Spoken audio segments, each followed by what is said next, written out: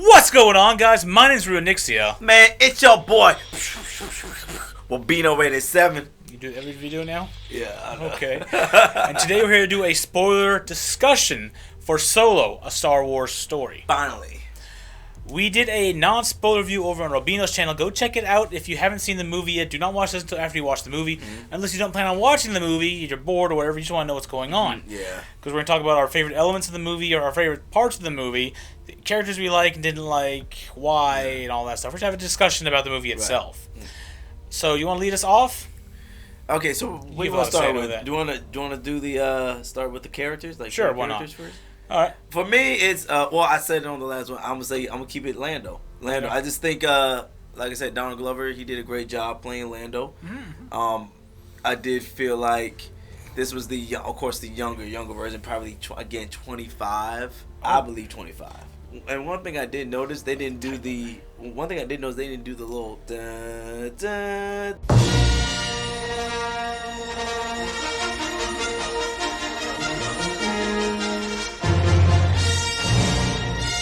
They kind of just went long time ago, galaxy far, far away. Yeah, they didn't have the scrolling thing. They actually just did post it. Still in the blue script. I was in shock with that. I think, is this the first Star Wars movie without the scroll thing? This isn't officially a Star Wars movie. It's a Star Wars story. Yeah, but like a background story, like a side story. Yeah, but they still kind of show the Did they do that for Rogue One? Yes, they did. Did they do it for Rogue One? This is the first Star Wars movie that did not get it.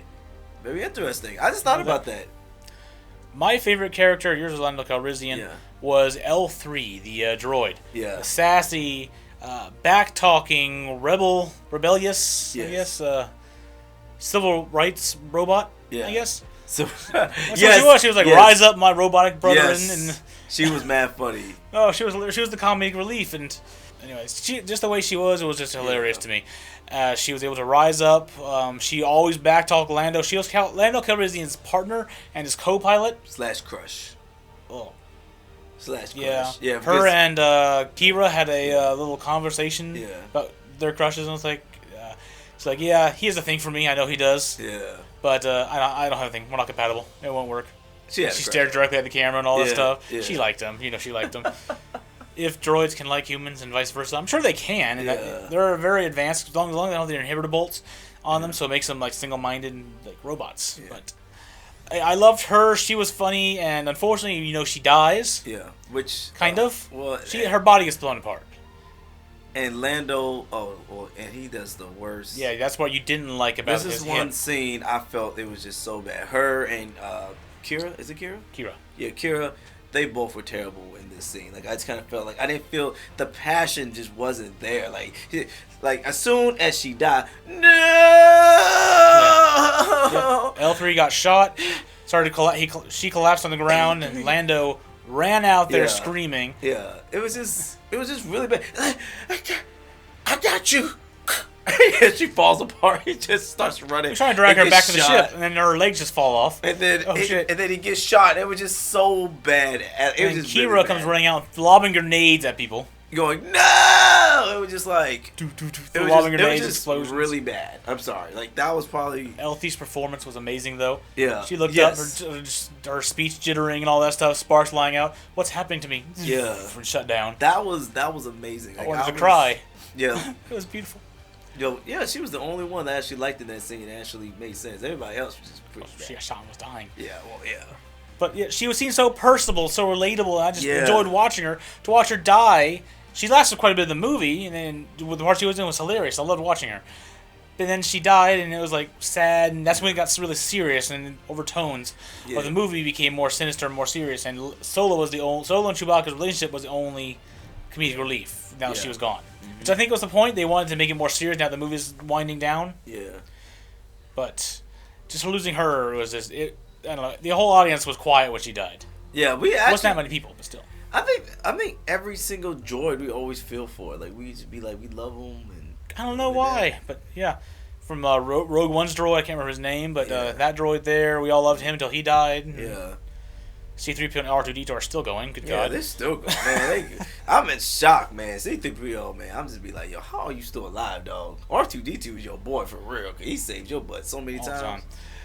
But other than that, how do you feel about Han Solo? Like Was just it Alden Ehrenreich just playing Han Solo and Han Solo's performance in general? I think he did a good job. It wasn't like spectacular or anything like that. I wasn't like too excited about it. He grew on me as a Han Solo. Yeah, next to Harrison Ford. And one thing I would like to do is watch one of the original Star Wars of the Han Solo, and then maybe kind of compare. We can go back to A New Hope. Yeah. Watch that one, see how the young Harrison Ford play Han Solo. Because the mannerisms grew on, and even him walking in and the tight clothes he wore, like the leather and all that stuff, the vest that Han Solo always wore in A New Hope and Beyond. Yeah. He had the same mannerisms, the way he stood and acted. It started acting more like Han Solo from the New Hope and the original trilogy. Yeah, which makes sense because like when you first see him, this is before he even becomes a pilot. You see him, of course, always owing somebody some money. Mm-hmm. Dang, in the beginning of the movie, I'm like, dang, you owe people money, boy. You ain't. In the first 5 minutes, he's already in debt. He already in debt, man. Like, dang, man, that was crazy. Like, I was kind of like I'm not gonna lie. I was thinking maybe like you'll see him not in debt, maybe, and maybe he'll lose his bets, or technically he wasn't in debt anymore after the end of this movie. Yeah. Of course, then he was off to find Jabba the Hutt or a notorious or big crime boss. Yeah. Who's putting together a gang, which we all know is Jabba the Hutt. Yeah. He lives on Tatooine. It's coming up. Yeah. They left this movie open for a sequel. Yeah. If it does successful, which it may not do anymore. I don't know, man. I want to see. Of course, I want to see it now. I do want to see how they continue on. I said in the non-spoiler review that this movie was not a great movie. Wasn't a bad movie. But it was a fun movie. It was enjoyable to watch this movie, especially all the Easter eggs and spoilers they had going back to the other movies. Speaking of Easter eggs and spoilers, Chewbacca. Yes. How do you feel about him? I like Chewbacca. I thought it was. I think whoever played him did a good job. Played him, but I'm talking about their how they met. How they met. Very typical. You think it's typical? Very typical. I guess. I don't know how I really wanted them to meet. I guess this is good right there. I guess. I don't know what they're expecting. Yeah, me too. That's what I was saying. Like the whole Chewbacca situation was more of like, okay, how would I want them to meet? But it actually makes sense. It's more of like it made sense. It's probably Chewbacca was apparently captured and was used as a monster in a pit to either kill people or just as torture. They didn't want to torture him, so he had to be in a pit chained up. And they just fed people to him or something. Because apparently, did he eat people? I don't know. He must eat people or something.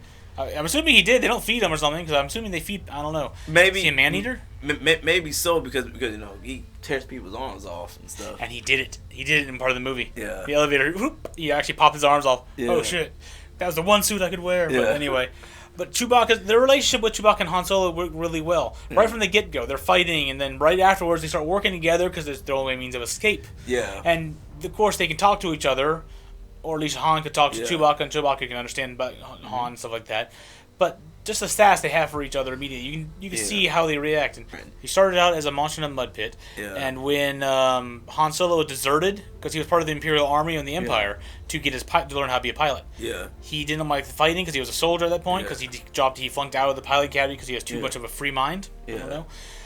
So he tried to desert or try to leave, so he was thrown into the pit to be fed to a monster, similar to Luke and the. Jabba the Hutt with the I know what you're talking about. Yes, I know exactly what you're talking about. It's very reminiscent of that from the I agree. Empire Strikes Back, whatever. I definitely agree with that. Yes. Yeah. No, Return of the Jedi. Return of the Jedi? Yes, okay. Return of the Jedi. Whatever part of the Rancor is that. Yes. One final character I want to talk about is the surprise character at the end of the movie. Yes. Darth Maul. This is now, me and him have a little small conversation about that. We're trying to figure out where Han Solo is in this point in Star Wars. At the end of this movie? Yeah, at the end of this movie. One thing I did not notice that he noticed that his legs made a little mechanic sound. This part happens when qi'ra contacts Darth Maul or the Red Dawn, Crimson Dawn. I believe so. Yeah. It's called Crimson Dawn. Superiors after the death of Voss. I think his name is Voss. Yes. Yeah, Dryden Voss, who is the current leader, one of the current leaders of that faction or whatever. He dies because of Han Solo and he's trapped in this, or her actually. Right. But he contacts him after he convinces Han Solo to go give the fuel. Yeah. The rocket fuel to the people. Anyway, she contacts him. He gets there, calls, and okay, qi'ra, we're going to be working more closely together now. And then she takes off. But as he's standing up in the hologram, you hear the whining noise of a machine standing up. Right. Or moving. So it looks like and sounds like his legs are mechanical. He's like, from the waist down, he's pure mechanical. Similar to Darth Vader. And he was like, machine arm, machine leg. He always make those weird noises. Darth Maul did the whole thing when he stood up from a chair. Right. So I'm assuming that half of Darth Maul is now a machine, which makes sense, kind of, because they're taking parts from the Clone Wars cartoon or animated show, CGI thing, where he did survive the fall from Obi-Wan. I guess using his Force abilities. He got to a garbage pit, built himself spider legs, till his brother, Savage Savage Opress, found him and took him back, and he began building his criminal empire while the Jedi were distracted with the Clone Wars. Right. But in the movie, his brother dies, and then the Emperor actually takes back Darth Maul, and I think he sends him off to do stuff. Does he? Yeah, because I remember in the show, he kills his brother. He says, "Remember, there can only be one Sith." Blah blah blah, and then apparently either two things are happening. Either one, he's trying to again destroy Darth Sidious, get his revenge by using other people. Last time. You know what I'm saying? So I think that's what's going to happen if there's a part 2. If they continue it, maybe he is building his criminal empire, and his empire, the Red Dawn, I think, is under him because he had the same little pendant on his chest. Right. So he's one of the leaders of the Red Dawn, which may be his personal crime syndicate or personal army he's building using the crime syndicates. Yeah. But he is there, he is present, and he called qi'ra to him, so I don't know if she's becoming his apprentice or just his minion. I don't think she's going to be a Jedi. I don't think she's a Jedi or anything, or a Sith, rather. Yeah. But yeah, he exists, and that was a surprise to everyone. I did not expect that to happen. I was expecting Darth Maul, period. One thing I did like, however, Ray Park, who played Maul in the original movie. Yes. He played the original one. Which I figured that. You figured that? Yeah, it looked like him. Yeah. But Sam Witwer, who voiced Darth Maul in the Clone Wars, voiced him in this movie. Yeah, they have different voice actor and different actor. Wow, so that was the same voice actor who played him in the Clone Wars movie or TV I could show. have sworn Ray Parker did his own voicing. He only had one line earlier in the movie. Yeah, but I wonder why they didn't let him. I wonder why they. Because he didn't have a voice, so they wanted the voice everyone knows from the Clone Wars. I could have sworn. I don't know. That's very interesting. Okay, so I did not know that. That's all the characters, and Darth Maul especially. Implications are massive there. What's going to be happening? They all have to wide open for a sequel, so we're looking forward to that. But one question for you: How did you feel about Han Solo's love interest? Qi'ra, yeah. I think I just felt she was a plot. Yeah, that's all she was. She was a plot driver. She's very not forgettable, but like she's there. Yeah, I think that she's a plot point. She's a plot driver. Her purpose is to help move everything forward. Because without her there, he would never gotten involved. Right. And now that she moved on, he's gonna go eventually figure out what happened to her and get revenge because he left her there on the desert on the planet. Yeah. So I think she's purely a plot point. Yeah. To help drive him in the future. He eventually lose her, try to save her if there's a next movie.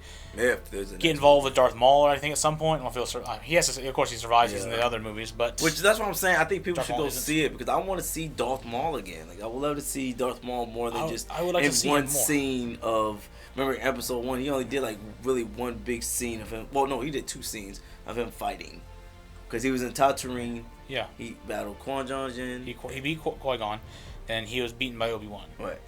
Well, there was another scene where he's on Tatooine with Anakin. Remember? He's not fighting, I don't think, is he? Yeah. He fights Qui-Gon Jinn because he tells Anakin to duck, tells him to go onto the ship, and then they fight. So I would love to see. He gets out. They escape. Yeah.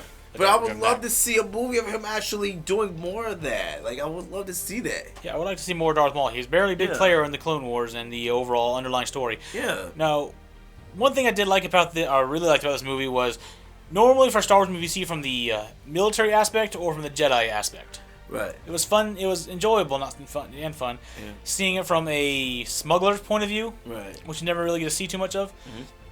Not necessarily the dirty spaceports that they were trying to get out of Tatooine on or wherever from, but the mining colonies, the factories where Han Solo grew up and went with Qi'ra as kids, and just seeing the oppression that was going on as all the stormtroopers were walking around because they're all part of the Empire, right? And the Empire was enforcing its rule after the first movie. So they're walking around enslaving people. They're at the spaceport, people trying to get off. They're like dragging people to the ground, threatening them. Do not resist. Do not resist. They shove them to the ground. Just seeing all that, because we're seeing some military aspect, either you're a good guy or bad guy fighting them, or from a Jedi aspect on the inner core worlds where everything's all golden and glorious and amazing. So it was fun. It was enjoyable seeing the different aspect of the universe as they're expanding the Star Wars universe. Okay, this is the last question. Do you feel like they should do more of these solo? Origin stories? Not side stories, but like side stories. Or do you think they're doing? They don't have too many characters that you can really get involved with. I like to see an Obi-Wan origin story. But what would they do with Obi-Wan though? I mean, like, but we kind of already. But what kind of origin story would Obi-Wan have? Will it be before he meets Qui-Gon Jinn? I don't know. Was he special before he met Qui-Gon?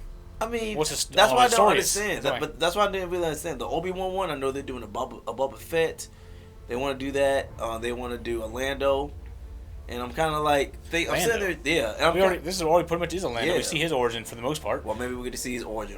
Maybe we get to see him before Han Solo. Yeah. That's pretty much. How he won the Millennium Falcon and how it got impounded. Yeah. Because it was impounded in this movie when he went to the junkyard to get it. It's crazy. When you see the Millennium Falcon the first time, I forgot. When you see the first time, it's like connected and everything. And you're looking at the full ship. Yeah, it's like just a big old ship or whatever, right? And you're sitting there thinking, this ain't the Millennium Falcon, this ain't it. And then all of a sudden, pretty cool, but no, it's not. It's different. It's longer. And then Han Solo like crashes and everything. It's like, oh, there you go. That's how it's supposed to look. No, they're trying to escape the giant Maul creature. Yeah. They're going through the Kessel Run, which the smuggler's path is 20 parsecs, which is the unit distance. Of course, you're trying to go the path. Because in the middle of that Kessel Run, in that nebula, is a bunch of black holes. Right. If you go the wrong way, you'll die. Yeah. And a lot of people do die. And of course, you can't see, no thing, and your triangulation's all messed up. So a lot of people try to go through it and fail. Yeah. So he got notorious for going in under 12 parsecs. Yeah. Well, technically, rounding down would be 12 parsecs, according to Chewie. But they did underwards. But while going through that, they went through a black hole, or a coastal black hole. Right. They are attacked by a giant... Look like a devourer or a monster, like a giant, bunch of eyes, big mouth, and tentacles, like an octopus thingy. Yeah. It got pulled into a black hole, but in order to escape it, they had to jettison off their escape pod, right? Which is that big port in front of the Millennium Falcon. After that happened, then suddenly you have the shit that we all know and love as a Millennium Falcon. Which was kind of like, I'm not gonna lie, I thought maybe like in the movie he was gonna like, you know what, I don't like this. Just like, I thought he was going to change it. I don't know. Like, I thought that was what was going to happen. I didn't think it was going to be like he destroys some of the ship off. Well, he used it to save someone. I guess that's good. That's not bad. He needs it. Save himself. So there's a lot more to talk about in this movie, but we don't give too much away. Go see the movie yourself. Definitely go see it. Please go see it. Awesome movie. A fun movie. It was fun. Good. It was a good movie. For me, it was good. Yeah.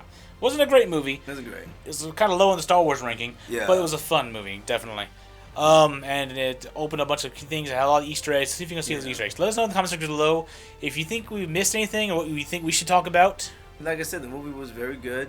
I don't know, be on my top 10 list. People did clap after when things were everyone's clapped into the audience. Everyone did clap, but I mean at the same time it was like really empty. It was very sad. Like I kind of felt bad. I'm thinking, I would think this movie. I mean I knew it wasn't gonna be like popular, but I would think it would be popular. I think it was undershot by all the Deadpool 2 and the Infinity Wars crowd. That and I think because remember it was too close. And then Star Wars 8. It came out last year, didn't it? Or 9? Is it 9? It was 8. 8. Yeah. With that, I think a lot of people were a little bit disappointed with that too. That also kind of. You think people get fatigued from too many Star Wars movies too much close together? Maybe. And I think that's what it was. I think that what they should have did was waited a little bit longer for Solo. I do like how they're expanding the story. They're constantly expanding the universe, more things, more stuff. So which is great and all, but I just think they should just slow down though. Like Disney, you have everything. I mean, just slow down. I mean, you have it all. I mean, I understand you want the money, but dang, I mean, it's come on, slow down. Let us base for a little while, enjoy what we have, and then introduce more parts to it. Yeah. So, like, don't make me hate Star Wars. Like, I do want to do a Star Wars collection DVD thing, but I don't want to have every single Star Wars thing. Goodness gracious! In your lifetime. I mean, shoot, I'm gonna have to be like, dang, I need to put in Solo. Like, I can barely have a marathon. Like, I would like to have a Star Wars marathon, but now I have to watch. Dang, I gotta watch episode 1, 2, 3, Solo. Now I gotta watch this, like Rogue One. Okay, it'll take me 2 weeks almost to watch the whole thing. That's the point. That's a good universe. All the stories they have inside of it. Not too much more to say though, without spoiling too much more of the movie to you. You already know what happens. You know Darth Maul, L3, and all that stuff. Yeah. All the good bits anyway. Let us know in the comment section below if you think we missed anything. I already said that. Thank you for joining me today, Robino. Hey, no problem, man. No problem. Go check out Robino's page. Link in the description below. It is top 5s, movie reviews, trailer reactions, bunch of good stuff. Go check it out. Mm-hmm. Go check out Fearbot Gaming, the gaming channel we're both on all the time. Mm-hmm. We do our gaming content over there. Some gaming news, but more Let's Plays and other fun stuff. It's a lot of fun. We have our fun over there. Definitely.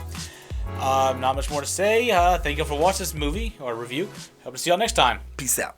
Bye.